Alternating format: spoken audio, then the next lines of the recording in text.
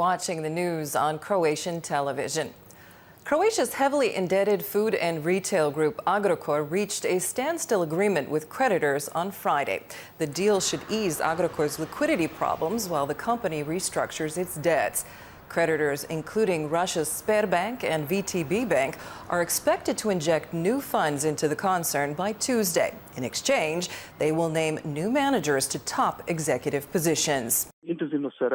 We are working on this intensively and expect to wrap it up very soon. As Agrokor was securing a deal with creditors, Croatia's government passed a bill that aims to protect the economy and financial system from the collapse of a major company like Agrokor.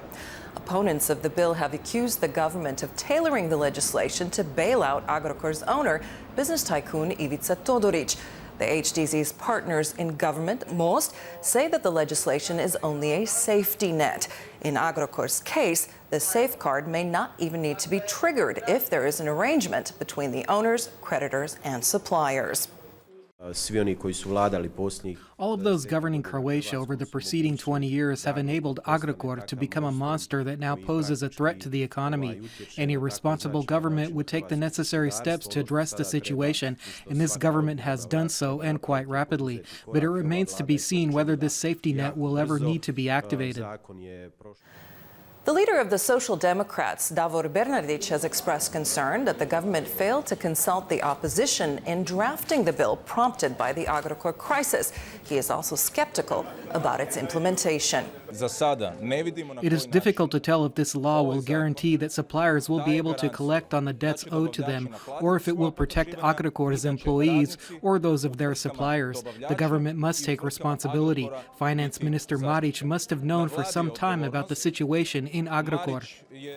Croatia's tourism industry generated revenues of 8.4 billion euros from foreign visitors in 2016, according to the Croatian National Bank. This is an increase of 8.5% from 2015.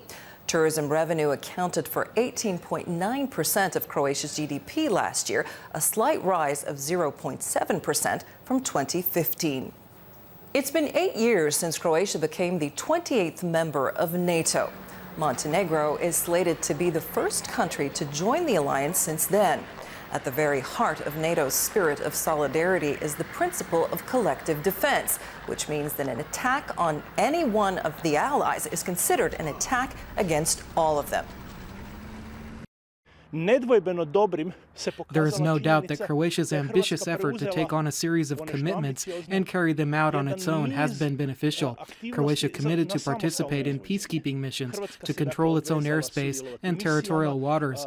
All of these commitments have proven helpful over the long run because they prevented defense cuts when the economic crisis set in.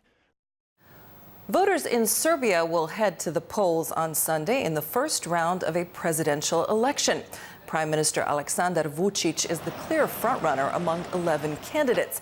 But the campaign has been anything but boring, thanks to one candidate, Ljubiša Preletačević Beli, whose political career began as a joke, a way to poke fun at the establishment. Now, politicians and analysts are taking notice. One recent poll showed Preletačević running second behind Vučić.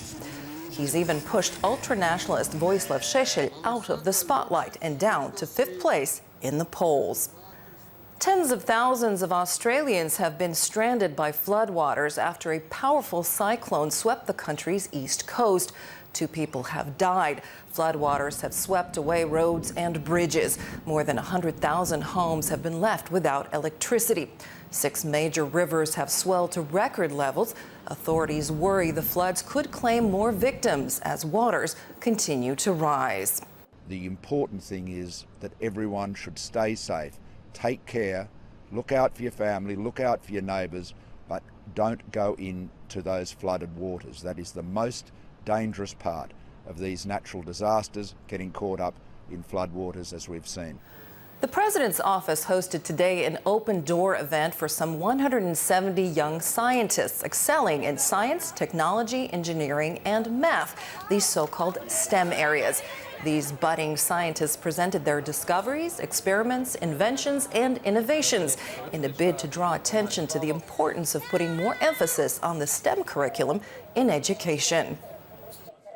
On this sunny spring day, the center of the coastal resort of Crikvenica was transformed into a vast flower garden. It's time for the 17th edition of the Crikvenica Flower Festival. Visitors can take in the bright colors and fragrances, try their hand at flower arranging, and ask vendors for advice on tending their own gardens. And now let's take a look at sports. There was plenty of action today with key games being played in handball and water polo. PPD Zagreb were eliminated from the EHF Champions League Final 16 after they lost a return game Saturday night to 2016 runners-up Vesprem, 19-29. After a heroic end run last week at home, losing to the Hungarian side by only 1 point, PPD managed to match their opponents only up to the 8th minute. After that, Vesprem pulled away, and there was no doubt which team would advance to the quarterfinals. For Zagreb, just making it to the knockout stage of the tournament is a major achievement. In the final of the Adriatic Water Polo League tonight in Dubrovnik, Jug Croatia Osiguranje successfully defended their title, easily defeating Montenegrin side Jadran Herceg Novi. Sunday's forecast calls for mostly sunny and very warm weather throughout the country. There may be some moderate clouds on the northern coast and in Gorski Kotar, where there is a chance of light rain. The interior can expect light to moderate southeasterly and southwesterly breezes. On the coast, there will be a moderate to high southeasterly. Morning lows will range from 4 to 9 degrees in the interior and from 10 to 14 degrees on the coast. The day's highs will be between 18 and 24 degrees. Conditions will be less stable for most of next week. The interior will see partly cloudy skies with occasional rain and local showers. Temperatures will drop slightly from Tuesday on with moderate northerly and northeasterly winds. The Adriatic coast can expect variable weather starting on Monday. Showers are expected Monday in the north and from Tuesday to Thursday in Dalmatia. Sunday's moderate to high southeasterly wind will shift to a northeasterly direction overnight into Monday. And that brings us to the end of our program. Thanks for joining us. We'll see you again tomorrow.